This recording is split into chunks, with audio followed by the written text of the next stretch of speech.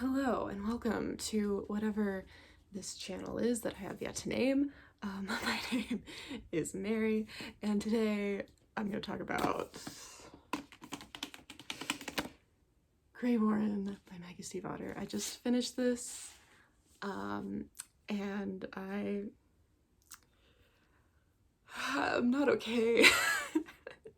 I have a lot of thoughts, and I needed to make something so that I can kind of organize my thoughts. I want to write like 10 essays on this book and like this series because there's so many things that I want to analyze, but I just have to start with like a chaotic thought dump. So that's what this is going to be, and I hope you enjoy it. Hopefully, if you're here, you're a fan of the series already. If not, I highly suggest that you pick it up. The first book is called Call Down the Hawk, although this is a spin-off series of another series called The Raven Cycle, which I conveniently have behind me. The first book is The Raven Boys. This is like an uglier cover. Second book is The Dream Thieves. Third book is Blue Lily Blue. Fourth book is The Raven King. But if you don't want to read the first series, even though I also highly recommend that because it's really good, and there is some like backstory that I think is important for you to know, I would still recommend, even if you don't want to read that though, that you read this series, because this series, the Dreamer trilogy, is one of the best things I've ever read. Like, no joke. Book 1 is Call Down the Hawk, book 2 is Mr. Impossible, and book 3 is Greywaren. So I'm gonna give a very brief review of just my thoughts without spoilers, but it's gonna very quickly get into spoilers because that's what this is for. So I will tell you when the spoilers are starting. But basically, if you want to know how I felt about Greywaren in comparison to these, first of all, I have something to say about the size of these. Okay, Call Down the Hawk, why is it this big? And then these two are so much smaller. I have an issue, and we'll get into that as I discuss Greywaren, because I have an issue with how fast a lot of things happened. I feel like there was a lot of summarizing where there could have just been more on the page, you know? I feel like this could have been longer. I'm not gonna lie. Like, this is tiny, and there was a lot packed in here, but I feel like it could have been longer. Anyway, overall, I think I don't know what I think because I'm still in shock from finishing it. I think the series as a whole is brilliant. I think that Greywaren overall was brilliant. Like I said, there are a few things that I kind of have some gripes with, but like I can't complain too much because it really like blew my mind in so many ways. Compared to the rest of the series, I don't know if I like it more than Mr. Impossible because I loved Mr. Impossible so much. Like, Mr. Impossible was a ride. Like, this book changed me. Like, I was not the same person when I finished this book. So I don't know if I can say I liked it more, but I did like it a lot. I would still give it 5 stars, but I think this would be like a better, like a higher 5 stars, you know what I mean? And that's really all I want to say. To be honest, I don't want to give you a plot summary because or a plot like synopsis, because that's what we're going to get into with the spoilers. So if you don't know anything, just look it up.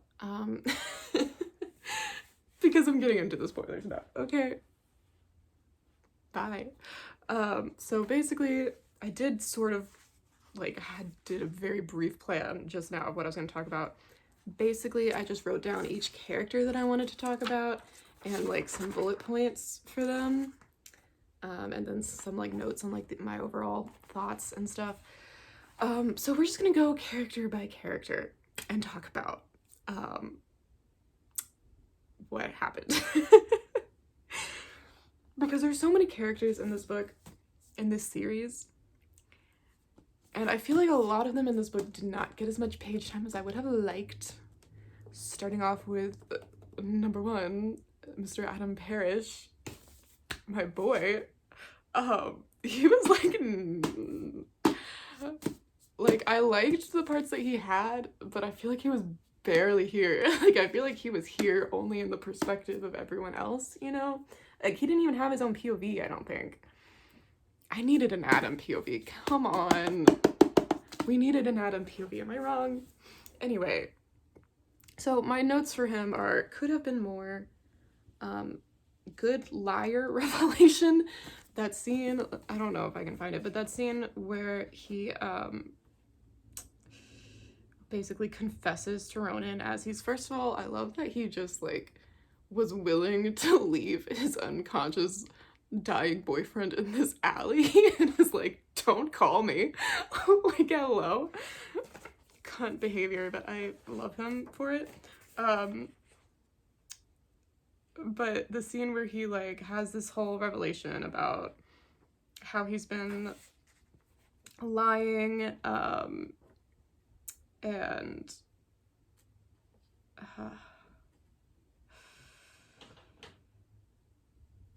okay, I'm not gonna find it in here, but you know the scene I'm talking about where like he realizes that he's just like been addicted to this fantasy of this future and of becoming this person, and like Ronan was the person that he kept all his reality in. Like, that was such a good line, and he doesn't know who he is now. That was a lot for me. But I want to know what happened with his Harvard friends. Like, did he ever tell them the truth? They are suspiciously missing from the story. Like, I want to know. Like, also, why did he finish Harvard if he hated it? I mean, maybe he just wanted to, I mean, I don't know. There's a lot of reasons. What is his job now? The epilogue left a lot to the imagination. I don't really understand. Anyway, I still love him. He's still a good character. I just feel like he could have been more present in this book. I'm also obsessed with the fucking like astral sex scene that happened with him and Ronan. Like, when I was making my mental bingo card for the things that would happen in Greywaren, there's a lot of things that I predicted that I didn't think would happen that actually happened, or like things I wanted to happen that I didn't think would happen that happened. One thing that was not on there was Ronan and Adam having astral sex in their soul forms on the astral plane, which is essentially what happened when they were in the sweet middle sea and like their soul embodiments intertangling with each other. That scene was very beautiful though. Like, I wanted to cry. I didn't actually cry reading this book because I think I was so like had so much adrenaline that it was hard for me to like cry tears, but I did scream a lot and I did like shake quite a bit and have to calm myself down with breathing techniques. So there's that. Let's move on to Jordan. Jordan also didn't really do that much in this book. My notes for her in this is, didn't do much, question mark, made sweet metals, kept Adam alive, and got married. Which, like, good for her. We love to see it. The one thing that I did like was the revelation that, like, Jordan is who Hennessy would have been without Jay. That was interesting. Like, without the traumatic memories and the more painful memories of her mother. That was interesting, and I liked that. I liked that Hennessy and Jordan had to have their fight in the beginning and break up in order to go their separate ways, and then they made up, and I just feel like Jordan was kind of just not in this book. Like, she didn't really do anything. Which is like, okay, whatever. Good for her. She's got married at the end. I love that. I love Jordan and Declan. But it just felt like everything in this book just happened so fast that there wasn't enough time for each of the characters to like really like for all the characters, I should say. There was a lot of time that we spent on Ronan and Hennessy, which I was glad about. And Declan, I feel like, got a lot of time. But there's some characters that I feel like we just kind of like passed over. Like, well, they've done most of their development thus far. We don't really need to see more of them. It's just kind of like fair. Because I feel like Jordan did get a lot of her development in the previous book. But still, it was just kind of like she was a very much side character in this. Anyway, moving on to Bride is the next one on my list. Bride was hilarious in this book. I put hilarious existential crisis because the scene with Matthew was one of the funniest things I've ever read in my life. In the first and second book, Bride is this very mysterious figure who kind of seems like a god, and he kind of seems like he knows everything. And then in this book, you realize that he is actually just like the embodiment of Ronan's like teenage angst and like cynicism about the world. And like he thinks that he knows everything, but really he was only dreamt like a few months ago, and so he's just having these existential crises about like, who am I? Do I even know what I know? And it was so funny with that scene with Matthew. And Matthew was like, have you done any reading on clinical depression? Top 10 scenes in this book. Top scene, honestly. I don't know. It's the top. It's one of the top. That scene was so funny. I was losing my mind. I'm also confused about what happened to Bride. Like, is he dead now? Like, he became a visionary and he did end up saving them in the end. But like, did he die? Did he become a hawk? Because there was that hawk they saw in the epilogue. I'm confused about what happened to him. Also, yeah, I don't know. I have a lot of questions about Bride.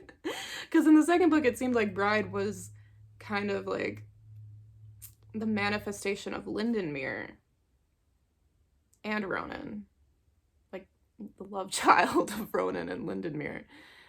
Also, Lindenmere was not really present in this book, which I don't know what to think about that. But anyway, so I'm still confused about what Bride is and where he is and what happened to him. But anyway, moving on to Matthew. My boy! Like I said, I loved the fucking scene with Bride. I thought that was fucking hilarious. He was like, you think you're smart. You act like you're so smart, but you're kind of stupid. Like this. With like when Bride didn't know what a chinchilla was or something, and I loved that. I loved that he punched Declan in the face. Again, top moments of this book. Bride and Matthew scene. Matthew punching Declan. We'll get to the rest of them, but that was cracking. Let me tell you, when I was reading this, I was live blogging my reaction on my Tumblr, and when Declan was being a fucking asshole to Matthew and was like, also that was kind of like fucking horrific what he was doing, where he was like, you can be awake just long enough to go to school, and like then you have to go straight to sleep, and like I would not want to be alive if that was my life. That is some pretty dark shit there. Like, just be awake long enough to go to school and be this like little slave, basically. I was like, and when he was like online school, I was like, no. So I was, and like, okay, so before I had even gotten to the scene where he punches Declan, I literally posted something sort of as a joke. I was like, I just need Matthew to punch Declan in the face just once. And then like literally like 3 chapters later, he does it, and I was like, yes, knock that bitch down. I was so happy. I was not expecting that. Like, I thought I just said it as a joke, but then he did it, and I was so happy. And then he runs away, and then everyone thinks he dies. Which also I sort of predicted, because I had a feeling that it would make the most narrative sense for Matthew to die, because that would be the only way, honestly, that would be the only way to get Declan to have the character growth that he did, is if he lost everything, and he did lose everything. And we'll get to Declan in a minute. But he did lose everything, and the only way that he could have become so feral and unhinged, which we got, thank God, is if Matthew died. So I knew Matthew would die, but I didn't think he would actually die. So that made sense to me, and I'm kind of glad that happened. I do kind of wish we had a little bit more of Matthew, not gonna lie. Like, we had that part with him with the voice, and I was still a little confused about that. What is the voice? Do we get an explanation on that? I don't know. I feel like we could have had a little bit more Matthew. I feel like he could have done something in the end to kind of like, I wanted him to like save the day or something. I don't know. He just kind of was there, and then everyone thought he was dead, and then he just walks back in at the end, and they're like, what the fuck? But anyway, I'm glad he punched Declan. So, moving on. I'm trying to get through this as fast as possible, because I have a lot to talk about. Let's talk about Carmen Baroque Lane. This woman, I have to say, I was not the biggest fan of her in either of these books. She was like kind of growing on me, but like I just wasn't, like, she wasn't my favorite character. I was kind of bored through chapters. This book though, I loved Carmen. She is the definition of a woman who is trying desperately to be hinged and trying desperately to cling on to her sanity and her like togetherness, when really she is just like completely like the falling apart and like going insane. And I loved that. I loved that for her. I loved that she had her own, everyone had an existential crisis in this book. Oh my god, like this book is just everyone having an identity crisis of some sort. Carmen really had that when she realized that the apocalypse was Nathan's doing. That was a pretty good twist. I loved that she and Declan were kind of seen as like mirrors of each other, because they really were. Like, they have a lot in common. Like, they're both people who have so much emotional turmoil inside, but they're trying desperately to keep it together and to wear this like mask of professionalism and like responsibility. And then that scene where she and Declan were like locked eyes with each other after Declan had been shot, and like she is like dealing with her own like grief, and just like both of their masks were off at that point, and they just locked eyes with each other. And then Declan realized that she was looking at him the way that he was looking at her, and like realizing that they're both like seeing each other's like real selves. And I was just like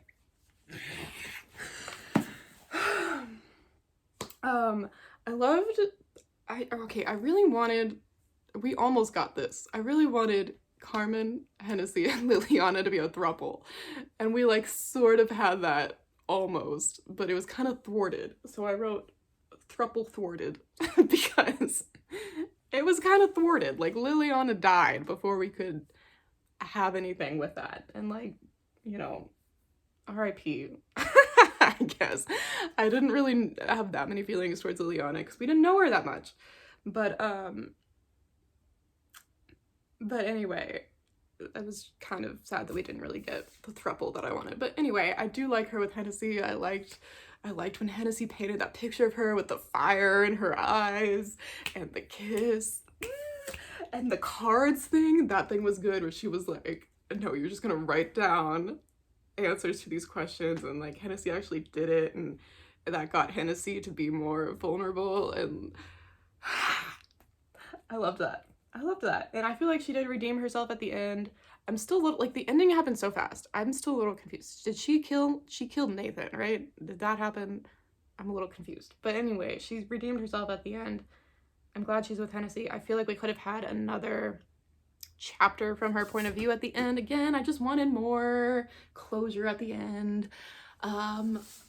Because I feel like it happened so fast. I was like, I wanted a little bit more closure at the end with her. But anyway, I'm gonna skip to Liliana because I put her a couple of characters down, but just because she's similar, like in relation to Carmen. I didn't really put that much about her. I just said R.I.P. Didn't know that much about her. And distant feelings, because the one thing that we did know about her is that she said, like, because in her old age, like, she kind of didn't really feel things. Like, she kind of felt very distant from all of her feelings, which I thought was interesting. And I kind of wanted to get to know a little bit more about her, and like how as a visionary she was one of the only ones who made the choice to stay alive no matter how much it hurt people with her visions. And I wanted to know a little bit more about like what went into that decision and like who is she really, but we didn't really get to know. So that's all I have to say about Liliana. Okay, let's move. Let's move to Moore and Niall. Were interesting. We got to learn a lot about them in this book. Moore confesses to Niall that she thinks she's a sociopath and that she doesn't feel feelings the same way, which is interesting. And I feel like it makes a lot of sense for her character. And then I liked that revelation that Niall had, where like, oh, well, she must actually do love me because she trusts me enough to like tell me this true information about herself, which is also relates to the theme of masks, which I'm gonna get into it also at the end. But like the masks, dude. This book is all about masks that people wear and how like love is the thing that allows you to take off your mask. And I feel like we could see that even with Moore, who doesn't think she has feelings, but she, you know, trusts Niall enough to tell him this truth about herself. And she does grow to, you know, have fondness for Niall and for her son, but not Ronan, which that was sad. When she was like, we should kill it, I was like, and another thing, I feel like Declan forgave her a little too easily. So, I don't know. I'm just like, you can be a little bit mad. I don't know. You can be a little angry. That's okay. Like, you don't have to totally forgive her. Because it was kind of fucked up. And with Niall, too. Like, Niall, I wrote, still a bitch, just stupid. Because Niall was still kind of a shitty dad. He was just stupid. Like, he did love his kids. He was just stupid about, like, the right way to raise them. Like, he literally bonded with Declan over taking him to this, like, black market full of criminal activity. But I did love that his contribution to Ronan was feelings. That was a lot. Because Moore basically created Ronan. That was also kind of wild. Moore basically created Ronan to look exactly like Niall, and then Niall was like, but like with her like emotions, and then Niall was like, no, I'm gonna give him all of my unhinged emotions. I saw a lot of people on Tumblr saying like he literally just like manually gave him bipolar disorder. Which is kind of funny. So, but yeah, that's all I gotta say. Moving on, let's talk about Declan. Declan, I think, had one of the best arcs in this book. I love Declan Lynch so much. I was so obsessed.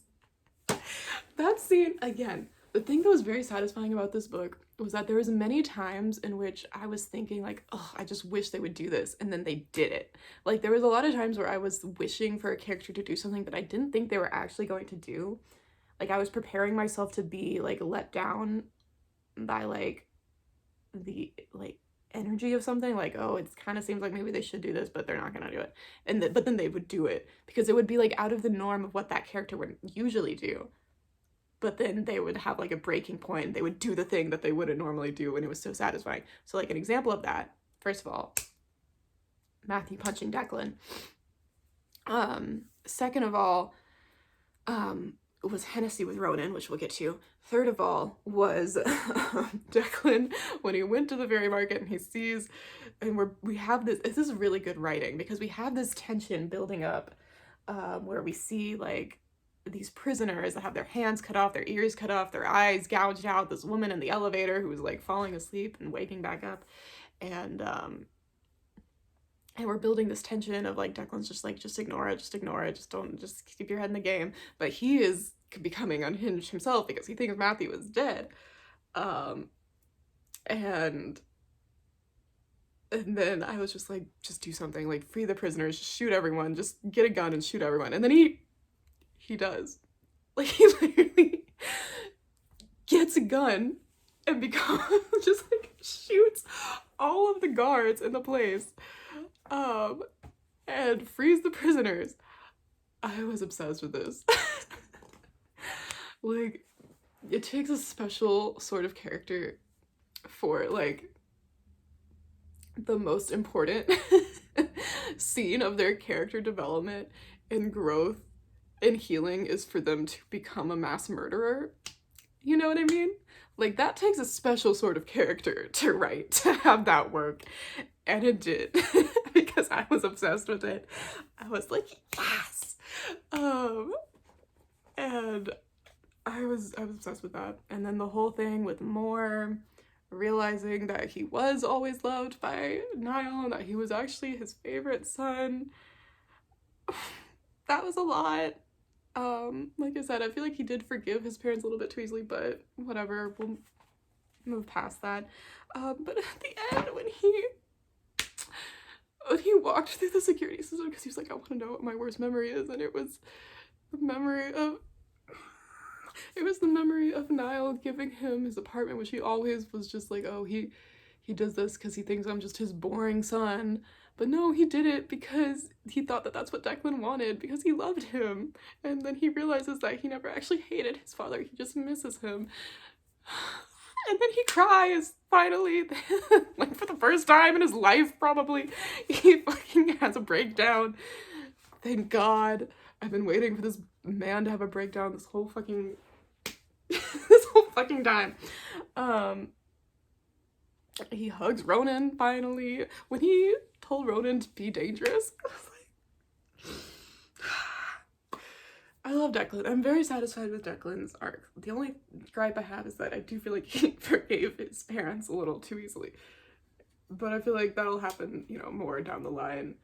When he realizes more things about himself and his childhood, he'll be like, okay, that was kind of fucked up, and maybe I am a little still fucked up from that. But anyway, I love that. I love that man. I love that at the end when we're at his wedding with Jordan, he's not trying to hide his smile anymore. Anyway, moving on to Hennessy. I kind of ordered these in like order of the ones that make me feel the most, if you couldn't tell. Also, actually, before I get into Hennessy, I kind of squeezed in another character that I forgot about, which is Nathan. We didn't really know that much about him. I feel like my gripe with him, I think he was interesting. I liked the little excerpts that we got from his like journal, but I feel like we didn't really know enough about his backstory. Like, we didn't know enough about him and Carmen's parents. What were they like? How was he raised? Like, what's his trauma? Like, I just need to know, why is he like this? Because I feel like we didn't get that. I did like the twists that he was kind of behind it, but I feel like in order for that to be a more satisfying twist, I would have had to know more about him, you know? Also, I'm confused about what happened to him. Is he dead? Did Carmen kill him? Was he killed by the bombs? I was kind of confused, but anyway. Also, I had a brief thought that maybe he was like another entity like Ronan. Like, he was another type of Greywaren that was manifested, but I don't think that is canon. That's just something that I thought when I was reading it, because I was like, oh. But I don't know. Anyway, moving on to Hennessy. There's so much to think about with Hennessy. There's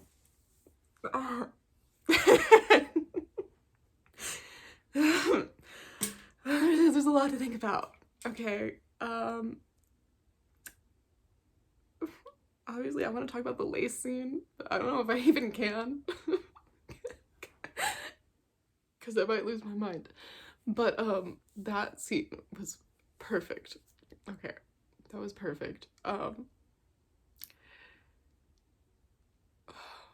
Like, okay, I'm gonna get into this. I'm gonna talk more about the lace in a minute, because I have some theories about what the lace is.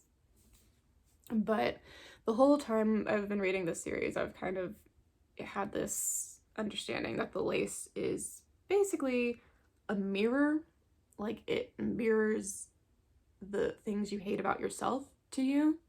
And Hennessy, this whole series, has been running from her own mirror, okay?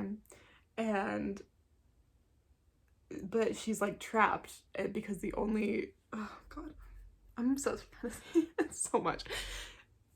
The only people that she's close to is her versions of herself that she's created, clones of herself, right?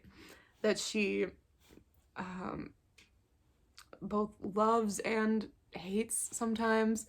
And now there's only one of those left, which is Jordan. And we find out that Jordan is who Hennessy would have been without the trauma of Jay, of her mother. And so, like, all of the, like, when, in Mr. Impossible, when Hennessy looked into Rhiannon's mirrors and saw Jordan, I just need a moment. And when she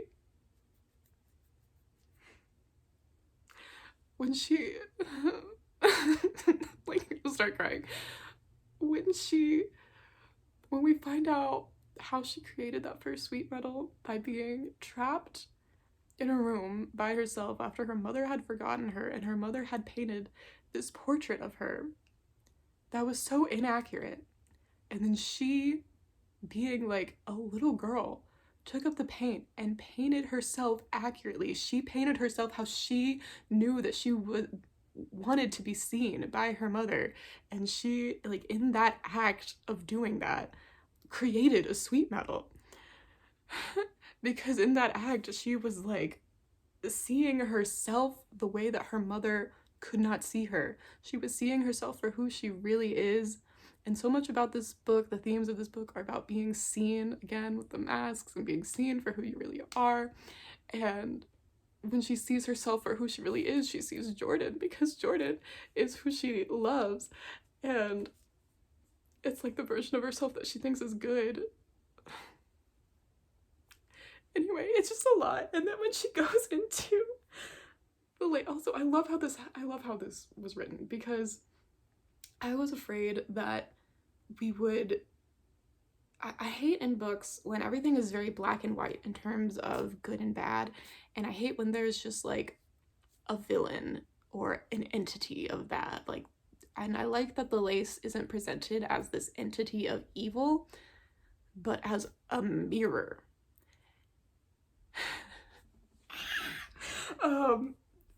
Because she realizes, you know, when she turns and faces the lace and she walks into it, it's basically her walking into her own shadow. It's her walking into her own mirror of herself, and she realizes that the voices and like the shadows that she was seeing was just the shadows of that apartment when she was left there alone, and the voices were just hers. And then she finds it there, but Ronan, who is screaming in agony, because Ronan is also a mirror of her. Do you not understand? I could write so many essays about this, okay? Because they are, like, I don't know, there's so much, like, so much of this book and this series, I feel like, is about their connection to each other, because even though they're both very different, right, and we find out that Ronan is literally like another fucking type of entity,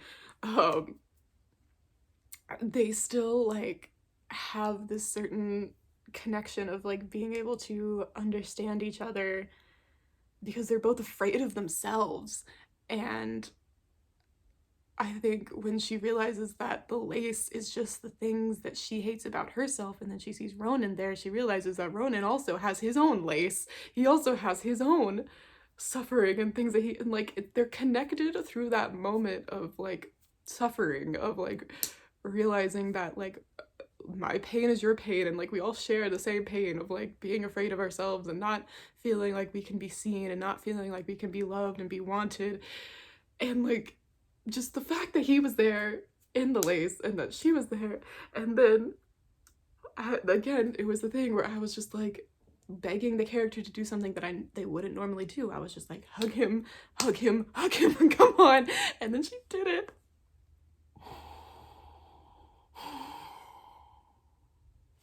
That was like, that was my favorite scene, I have to say. That's probably has to be my favorite scene, because like nothing can compare to that. That was like so beautiful, so beautifully written.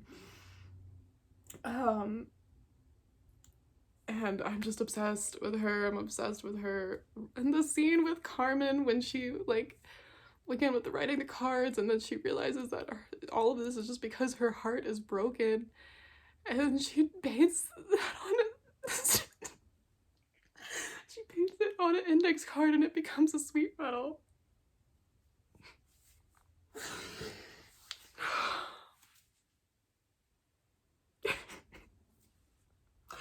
I love her and Carmen too. I think they work really well because they're both very unhinged, but Carmen is like trying to pretend that she's not. Like, they're kind of opposites of each other. I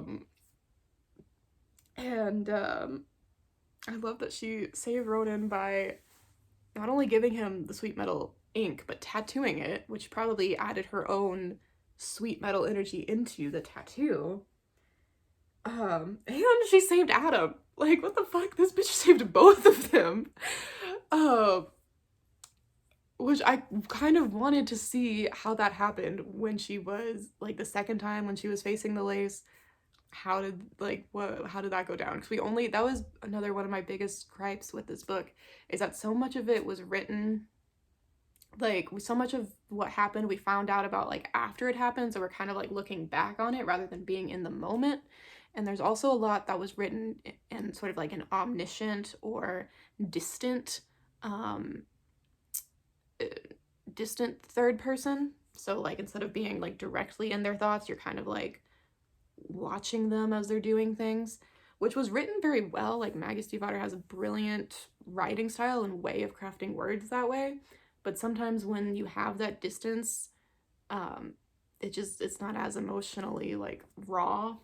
And so I kind of wanted a little bit more of that throughout this book.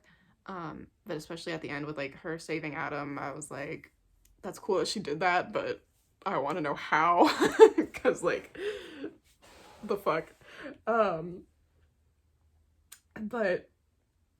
I love her. I love Hennessy. I could literally, like, write a book just analyzing Hennessy because I'm obsessed with her. But that's the thoughts in a nutshell on Hennessy. Which just leaves one real other character to discuss, of course, which is none other than the Greywaren himself, Ronan Lynch.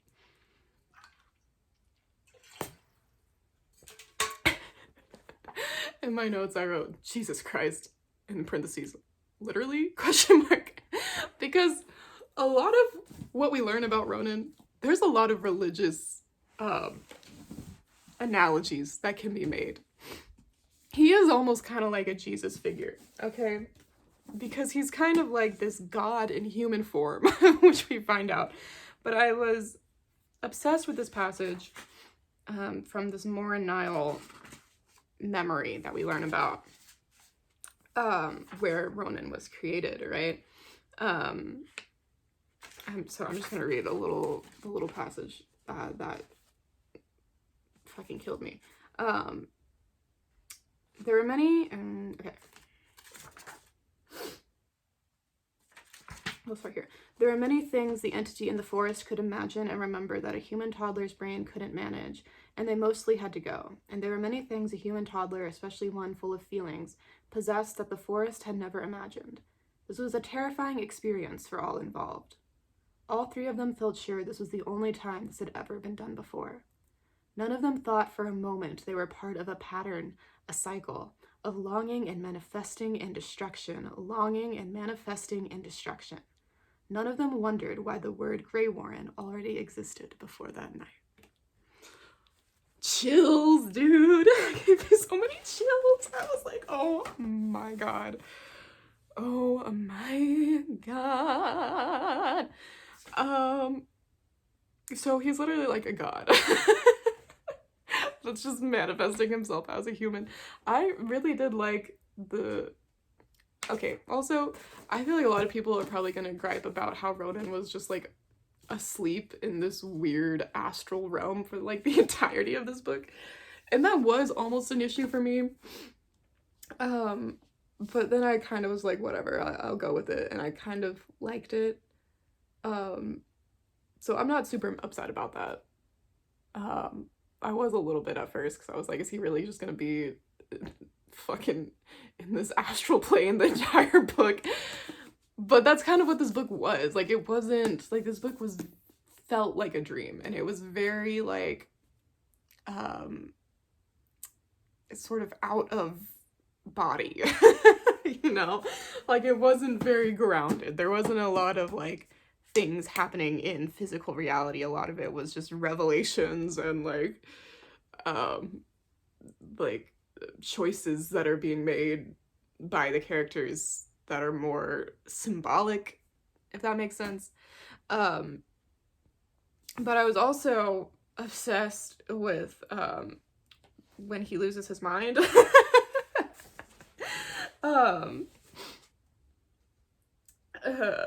So I'm gonna read that part too, because this part also had me dying. He made up the task of guarding the world, which meant nothing to him, instead of guarding his family, which meant everything to him. How could he have protected them when everything about him had to be secret?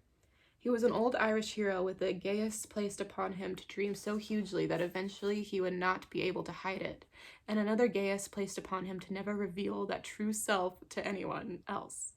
He shouldn't have existed. He was impossible. He was made of neither being awake nor asleep. He'd killed Matthew and Adam with his dreaming. Ronan spun and spun through sweet metals, flinging himself through the dark sea, screaming, coming apart. This couldn't be real. Maybe none of this had happened. Maybe he was still a high school student sleeping fitfully in an old warehouse. Maybe he was still a child sleeping fitfully in a room a few yards away from his still living parents. Maybe he was a god, dreaming of being a baby, dreaming of being a god. What was real? He made reality. Was he awake or was he dreaming? Was he awake or was he dreaming? Was he awake or was he dreaming? And it just goes on for 2 pages. Was he awake or was he dreaming?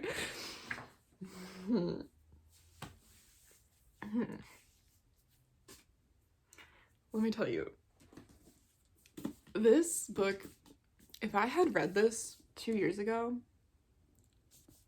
it either would have ruined me or saved my life. Because I was going through a very intense existential crisis. And that passage specifically, like, am I awake? Am I dreaming? Like, I have dealt with a lot of derealization experiences, which is where you feel like you can't tell if what you're seeing is real, you can't tell if you're dreaming or not, and it feels very isolating because it feels like, what if I just made everything up? What if I'm alone in my reality and like nothing is real? I'm the only person who exists. It's very like solipsistic, the types of thoughts that you can get into. And this is another thing I would love to write an essay about, because I feel like Ronan multiple times is dealing with this like fear of being alone, being the only one who is like he is, and this sort of like solipsism of not knowing if he's awake or if he's dreaming, not knowing what's real, not knowing who he is, and how there's like this whole other world, but he doesn't really belong in either world. Like, he doesn't belong in the spiritual realm and he doesn't fully belong in the human world. But then at the end, when he like makes the choice and he tells both voices to shut up, and he's like, I have never decided what I want, and he's like, I decide that I belong in both worlds. And it's like he realizes that the whole time that what he was missing was just the choice to like decide who he is, decide what he wants. And then he wakes up. That was a beautiful scene. And I love how powerful he is at the end. Like, he's described as like both ancient and like just young, and like he just like so much growth. And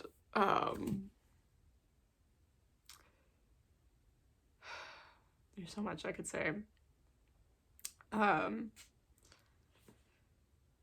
At the end, when the lace is like coming up to him and he's like, you can either save the world or save Adam, and he chooses to save the world. And then luckily Hennessy's there to save Adam, but I was like, what if she wasn't? Like, I kind of wanted to know what his, like, we didn't really get his thought process on like how he made the choice to save the world over Adam. I kind of wish we had, again, another thing of things just moving so fast and not getting enough time in the character perspectives as things are happening. It's like we find out about things afterwards, and it's like we have to kind of fill in the gaps ourselves. So, but yeah, I love Ronan.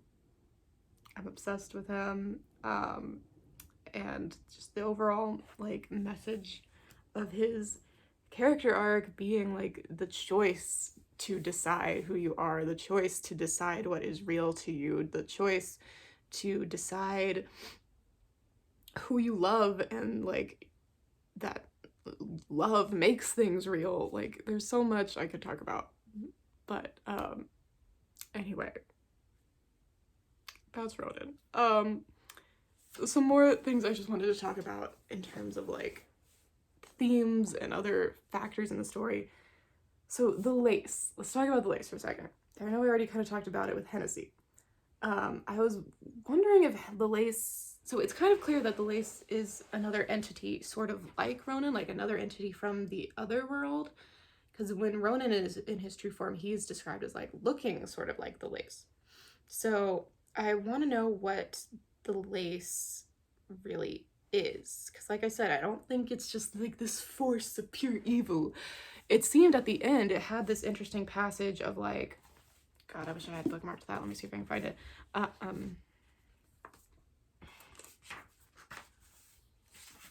Where the lace is like angry at the world because, here it is, how it hated this world, how it hated this wasteful, useless, hungry, self-defeating, self-harming, greedy, sad, mean, narrow-minded, destructive, abusive, passive, excessive, noisy, pointless, unreal occupants of this world, seething and destroying, taking and dying, leaving everything just a little shittier in their wake. Like, so the lace is kind of, I feel like the lace, my interpretation, I have a lot of different interpretations of the lace. One is that it's another entity like Ronan that is super upset about human faults, like a super just fed up with the way that humans have lived their lives and have been cruel to each other. Okay, so it's using their own cruelty against them by mirroring it to them. You can also look at the lace. It's described before as a collective nightmare, I think. And that was another thing, is like the voice. What is the voice? Because the voice has dreams, which is what the visionaries see. So what is the voice? Is the voice God? I have so many questions. Anyway, the lace could be basically like the collective unconscious, like the collective shadow of humankind. So like all of the self-hatred and the shame and the cruelty and the suffering that humans contain within themselves, it's just a manifestation of that. It's just a mirror of that. I do like, my favorite theory is lace being a mirror. Like, it's just mirroring humankind's own pain back to them, because that's what happened with Hennessy. But it also seems to be sort of a manifestation of the lack of magic in the world, if that makes sense, because the whole time we're talking about like especially in Mr. Impossible, we're talking about how the world has become so dead, right? There's this major theme of the world being dead, people falling asleep because the world is dead. It's not alive. And what is a world that is alive? A world that is alive is filled with art, filled with meaning, filled with soul, filled with all of these things, right? Magic. Magic is described as this thing that gives life meaning.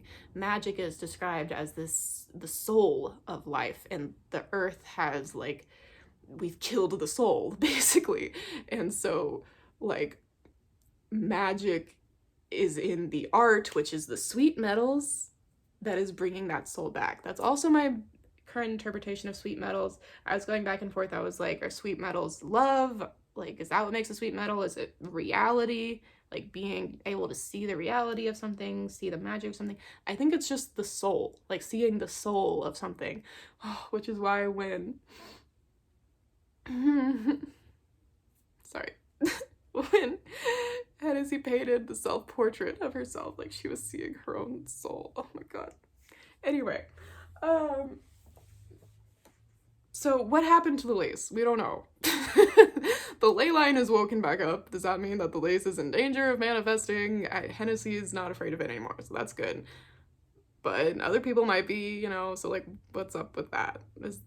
I don't know. We didn't get any closure with that. And I'm just so confused about the world. Because, like, in Mr. Impossible, there's all this talk about there needing to be a revolution, basically, because the world is so dead and so messed up. And then in this book, that was kind of, like, subverted. Like, we kind of went away from revolution and focused more on, like, family, which maybe that was for a reason. Like, maybe the revolution needed to happen with their family rather than with the world, because, like, that one sentence that I just read about, like, Ronan was trying to protect the world and realized he should have been protecting his family or whatever. But I'm still, like, confused, like, how, like, because, like, the world has changed. Like, the world, does the world know about dreamers and dreams now? Because people fell asleep and that was, like, not given an explanation. And what are Ronan and Hennessy doing? Because I'm confused. The epilogue was so fast that I didn't really understand. Like, it said that they're, like, they're going around the world, like, teaching people how to make sweet metals, basically, which I guess is, like, helping the ley line wake back up, which is what they were trying to do in Mr. Impossible, but they were doing it via, like, eco-terrorism rather than something maybe a little less violent and destructive. So I guess that's what they're doing now, and that would make sense with the theory of, like, the world is dead because of the lack of soul, and art, especially art that is sweet metals, can bring that soul back, and that will wake the ley lines up, and that will make the world better for the dreamers and the dreamt. Right? But I still want to know how the world changed, because I don't feel like we really understand that, because the whole time we're talking about in this book, like, the world is gonna change. In this book, it's like, how did the world change? Like, we don't get to see the fruits of that labor. Like, we understand that they're doing something now to change it, but we don't really understand what it is. We don't really understand what's up with the ley line. So I would like to know a little bit more about that. I just want one more chapter, like, of Ronan and Hennessy doing whatever they're doing. Like, I want some other chapter, some other revelation about, like, how the world has changed and, like, what what they're doing. But I don't know, maybe I don't know, maybe there's a point to that. Like, obviously Maggie Stiefvater can't, I mean, this whole series is, like, there's so many metaphors for everything, right? The thing that I am taking the most from it is, like, how do you live in a world that was not made for you when you feel different because of different things, whether that's chronic illness or your identity or just, like, neurodivergence or, like, whatever it is that, you know, there's so many different, like, the world isn't really made for anyone, honestly. Like, there's no one at this point that could, like, perfectly thrive in the world that we live in. And so how do you cope with that? Do you force the world to change for you. How do you do that? How do you change the world? How do you change yourself? How do you be real in a world that is so fake? How, like, all of these questions. And, you know, I don't know if Maggie Stiefvater can answer all of those within this series. Like, maybe there is some of that needs to be left ambiguous, but I wish we had just gotten a little bit more of a thought about it, you know? Like, it didn't have to be a fully formed conclusion of like, this is how we change the world, but something else to kind of chew on, you know? I feel like the epilogue could have been that rather than what the epilogue was sweet, but I feel like it was kind of fan servicey, which I'm not mad about, but I kind of wish it had been a little bit more in service of the themes of the book and given me something more philosophical to chew on rather than just ending it with everyone's happy and getting married. It's like, okay. So yeah, I do love the overall themes. Like I said, the masks. Maggie put on one of her playlists when she was promoting the book, the song The Mask by Matt Mason, which she's like put as like a Declan song, and I've been obsessed with that song since I found out about it, and it's the perfect song for the series. And I like the idea of like the world being asleep, and to wake the world back up is essentially to take the world's mask off. To add the magic back into the world is also to see the world as it really is, to see the soul of the world. There was kind of like, in Mr. Impossible though, it seemed like we were going down this route of like technology being the enemy, which I was like not really buying totally. Like, technology is what's killing magic, but I think it's more about like the intention behind it, you know, like because the way that we're using technology is killing the natural world, because it's killing us, because we're using it to become more productive capitalist slaves, essentially, rather than using it to like create more magic and more soul. And yeah, the overall theme also of creating reality by choice, by deciding who you are, by like choosing. there's so many things I could take away from and try to put into like a clear moral of the story, I guess, but there's just a lot to think about, and I do feel like this series has done something that I don't think any other YA series, at least none that I've ever read, has done, and it's gone very deep into things that I never thought I would have, like, in a YA series. Like, I never thought I would be having such insane philosophical and like deep connections to a series like this, and the fact that it's all of that plus like just a lot of really cool characters, a lot of like just amazing character relationships, a lot of humor, and just badassery. Like, it's just everything that I could want in a series. It genuinely feels like the type of series that like was made for me personally. Which I know it's like, I think I'm so special, right? But like, it's probably gonna be my favorite series of all time. So that's all I have to say. I might make more videos about these books. I kind of want to make something more formal, like a video essay or something, but I don't know. This is just my chaotic thoughts. So I hope you enjoyed. Please discuss all of your thoughts with me. Let me know what you thought. What did you think about the TRC characters cameos in the epilogue? How'd you feel? Just tell me how you felt about everything. And I'll see you again, probably. Have a good one.